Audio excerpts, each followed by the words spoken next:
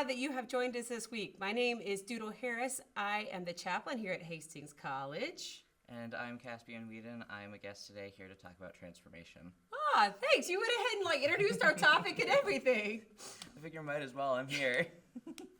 So today I want to start by reading scripture. It's a story about Jesus we call the Transfiguration. And then Caspian and I are going to talk about that scripture and whatever else is on our minds.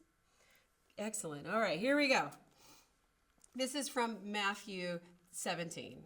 6 days later, Jesus took with him Peter and James and his brother John and led them up on a high mountain by themselves. Have you ever noticed that, I'm sorry, I'm already departing from what I said I was going to do, that when things happen, especially in the Bible, it's always on a mountaintop.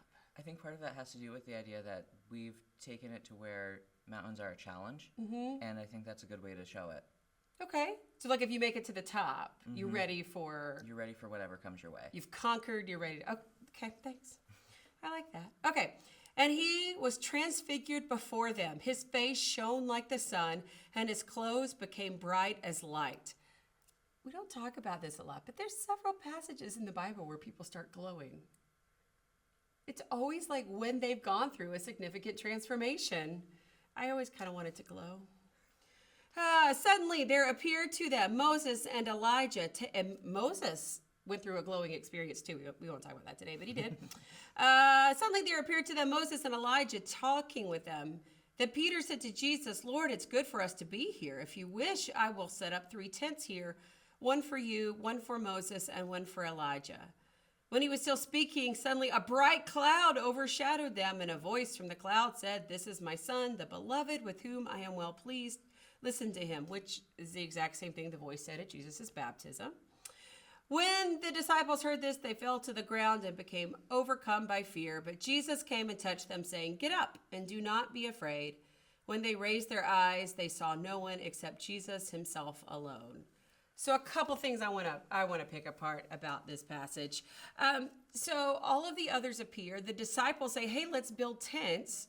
Presumably, we're going to we're going to hang out on top of the mountain. It's a camping trip, maybe, and first century camping. Is it all first century life camping? I mean, sort of. It's hard to imagine that they would have anything established in terms of cities or towns aside from some of the brief things that are talked about. Right, yeah, but even the places they lived weren't much better than tents. They were kind of huts of mud. Anyway, so Jesus and Elijah and Moses say, no, we don't want the tents. We don't want to dwell here. Sort of this idea that we've come up the mountain, we've conquered, and now we're going to go back down. The story of Transfiguration, and I'm bringing this up because I know you love this, Caspian, is compared, I've heard it compared, and I like it, it makes sense, to in the Rick Riordan books, where one of the demigods, the half-bloods, are suddenly claimed by one of their Godly parents. Yes, yeah. So they think that this is like Jesus being claimed by sort of the same thing. We talk about Jesus being the Son of God, but that idea comes from the Greek and those early stories and the mythology around. They wanted us to know, the disciples to know, that Jesus was just as cool, magical, special as some of those demigods that were also in their minds. Well, and I think that's important to think about, too, is just transformation within all of these stories and how it also relates back to some of those past mythologies. Half-bloods aren't a new concept either. Greek mythology is filled with children of the gods. Zeus especially has plenty of children. He has a hard time not having children. This is true. But it all kind of falls into the concept of the hero's journey, which is super huge in literature still. Right? You want to say more about that? So, one of the ways that I think about it with Jesus especially is he goes from just this babe to growing up and becoming so present within a society that he is their hero in a way. And we see that in literature still today. Obviously, you brought up Rick Riordan. So Percy Jackson is another good example of that. He thought he was this normal kid, and suddenly he's claimed as a son of Poseidon. And he himself, that was a spoiler. He himself goes through this huge journey to get that. And honestly, it's not a huge spoiler because it's something that's talked about within the first 20 pages of the book. And the series has been out since the year I was born, I fear. So Is it that long? 2005. Oh, Caspian, sometimes you make me feel old. That's okay. That's okay. So we definitely, and Jesus was one of the people Joseph Campbell talks about with the hero's journey. Joseph Campbell to me is so helpful because he can frame things as these sort of expectations and these themes that reappear, these tropes in literature over and over and over again. And so for me, that just gives Jesus one more layer of relevance. Even if you don't want to believe that Jesus is divine God, this idea that Jesus is one more example of that hero that we look to, that we can be inspired by, I still want to glow. Honestly, on that topic of glowing as well, that's something else that we see quite consistency in literature, whether it's like physical, an actual glowing being, or metaphorical, someone having this discovery and having a positive experience that comes out of it. True. Yeah, and that's what I love about being here at the college. And correct me if I'm wrong. Tell me, you all as students, often during your 4 years here, go through such, not all of you, but many of you go through such transformations. I mean, I see the moments that you figure out what your major is going to be, or suddenly you take a class that changes your world, or you're playing a sport. I'm not playing a sport, but a sport, and suddenly you get an honor or jump the farthest or get named to the All-American Smart People team. I mean, you kind of glow. It's something that I do love about being on a smaller campus as well, is we're given so many more opportunities because we have a lot of these one-on-one relations, not only with each other, but with our professors, with the faculty, and it's such a big help. I'm able to do an internship on campus now because I've discovered, like, I'm going into editing and publishing. So I talked to Dr. Oman, and she's like, okay, let's get you set up and working on something. So I'm doing that now too. I'm continuously building upon myself and transforming in a multitude of ways. How do you celebrate that? I think one of the biggest things that I've started to do, it's a little more materialistic, is taking myself out once a month and like celebrating myself, whether it's going downtown, sitting at one of the cafes like Blue Moon and reading for a little bit, having a coffee, or going out with friends and wandering through Walmart because it's Hastings and there's not much else That's to true. do. My kids have made us get tickets to the new Minecraft movie, so that's what we're doing. I might be going this weekend as well. We'll see how that ends up going, which that's kind of a concept in itself. I've seen something recently where it's taking Steve, kind of that main protagonist in Minecraft, and treating him somewhere between like a disciple and Jesus, because he is this main focus of Minecraft. He's got such a story himself, and there's a lot of lore behind Minecraft that's not talked about. It's insane. You've got this kid's video game, and suddenly there's more to it. Yeah. Okay. So a couple of thoughts I'm having all at once, right? That's a transformation in and of itself from game to movie, but I always thought there was no real story to the game. There's not a set storyline. It's not like you play through the story, but there's tidbits. It's not Zelda. Yeah. There's not tidbits. There's tidbits throughout like their social medias about some of the potential pasts and the way that Steve is treated. He like stumbles upon these villages. He's consistently discovering and spreading things to other people. He protects these villages, things like that. Okay, well, I'll let you know tomorrow, or by the time this comes out, I'll let you know last week. Right? All right, Caspian, talk to me. Talk to me about the importance, as you see it, of transformation. Talk to me about the important transformations you see in the lives of your peers. Talk to me about, I texted you randomly, said, hey, would you do this? And you're like, yeah, okay. Like, why did you say yes? I think for me it was a good opportunity to talk about transformation as a whole. Obviously, it's something that I've gone through quite a bit personally, both physically and mentally this past year. Something I'm super comfortable talking about is I am actively on hormone therapy. I am transgender. I am transitioning to become a man. So this past year has been a big jump in my mental health. I feel so much better, and I think part of that is something that brings me closer to faith as a whole, because in transforming myself, I am coming closer to God's design for me.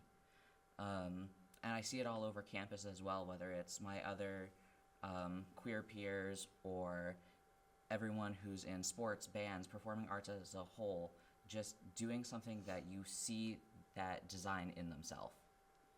I would absolutely say that I have seen you glowing more this year than previous. I mean, you're happier. You were I almost said confidenter, but I shouldn't say that in front of an English major.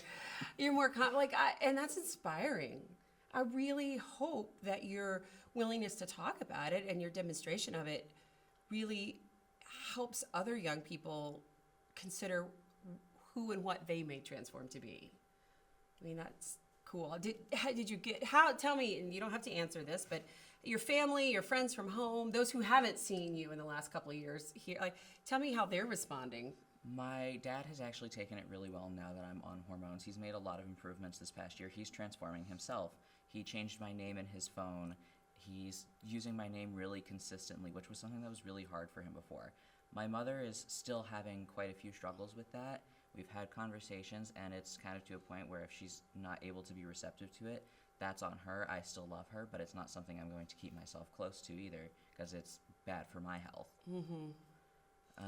And a lot of my friends from high school I do still talk to consistently. One of them, I went to a concert in October with her over our break, and she was like, "Your voice has dropped so much already. It's been 2 months." And yeah, now I'm 8 months on hormones, and it's supposed to drop for another 4 months. I'm like, oh my goodness. That's gonna be cool. I was singing tenor last year. Yeah? I am singing bass now. It's insane. I bet you are. Oh my goodness. Okay, so you said something in there. I want you to unpack a little more, if you don't mind. You know, you said you talked about how your dad has taken these steps. Your mom is a little slower, but on the journey. Tell me about transformation. I wish it happened like it did for Jesus. I wish you climbed a mountain and you glowed and then it was over. Yeah. But that's just, it takes time. Give us your thoughts about someone who is in the middle of experiencing that. And for me, things that take time are so frustrating because I see the outcome I want. I know where we're going to get to, but dadgummit, that process is sometimes, it can be painful. What insights, what encouragement you have? I think one of the biggest things that's helped me quite a bit is sometimes I have to look at it from a perspective that isn't myself. Be like, yes, I'm going through this. I'm frustrated with it. I want it to be over. In the end, I'm going to be transforming my whole life.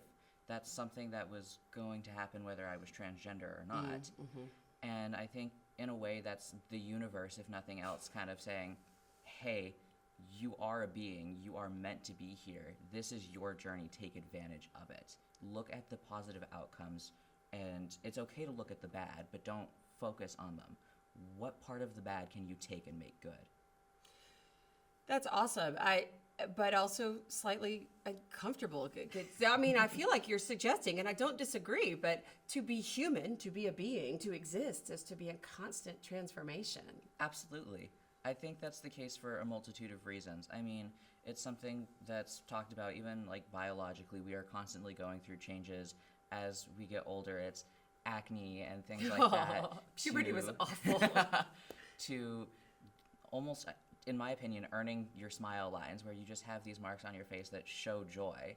It shows aging, but more importantly, it shows joy. It shows the things that you've gone through that have helped bring you to the point that you're at today. Cool. Okay. Wow. I appreciate that smile lines. I'm going to go with that. I'm not wrinkling. I'm just transforming well. Oh, you're great. You're great. I appreciate that. All right. Other thoughts, ideas you want to share? Other things you want to say to whoever is listening? I think all in all, it's important to pay attention to your journey, pay attention in that to yourself, but also to those around you. There are some people that just aren't going to be good for you, or you may outgrow them as part of your transformation. That's okay. That's normal. That's something I've gone through consistently in the past 2 years. And yes, it's hard, but you will get better for it. That's so good and so real. All right. I thought of one more question, and then I promise we'll stop talking. Yes, sometimes you're friends with folks for a season. Sometimes that season, yeah, that's fine. Who have you found support and love throughout this journey? Throughout this couple of years of your life? You moved away from home? You've experienced a lot of things. I have, yes. I think one of my biggest supporters is one of my friends from back home. We talk very consistently online still. We play games together weekly, things like that. And as I've been becoming this different person, they've even commented about, oh my gosh, who are you? And In a good way. In a good way. Okay. On campus, there's a few people as well who, very much towards like the end of last year, they kind of stepped in more and they were like, hey, you're really cool, want to hang out with you. And they've been there for me consistently, even if I have moments where I'm frustrated either at them or myself. And we've gotten to a point where I'm able to talk about that and communicate and fix things. Cool. Yeah. Excellent. You all as students here, it is remarkable to me at times the diversity of you all, how different you are, the different places you come from, and yet some of you are really able to step up and say, we're gonna get through this together. We're gonna support one another through all the transitions, whether they be academic, personal, finding a new major, whatever. Yeah, I mean, one of my closest friends on campus right now is Catholic, and that's something that he struggled with for a while in school, like before coming here, where he wasn't exposed to queer people in any capacity, and now there's a few of us who he's like super close with, and he's consistently learned and improved. Excellent. Although, do you really think he's never been exposed to queer people? I think to an extent, if nothing else, very much hidden from it. Yeah, I think so. Anyway, we don't, I think we all know queer people, whether we know them or not. You know what I mean? Like and we're all friends with them, whether we know it or not. Anyway, this has been awesome. I always appreciate, Caspian, your insights, your thoughts, the way that it's almost like you have the conversation with yourself so often before you have it out loud. I'm very much a thinker. You texted me last week, and I was like, I'm going to be stewing on this. I can feel it. Well, I'm glad you did. I'm glad you're here. All right, I think that's it. Thanks for being here. Yeah, thanks for of getting up. course. You don't know this, but Caspian got up early. So, y'all have a great week, life, and a great transformation. Happy transforming, everybody. See you later.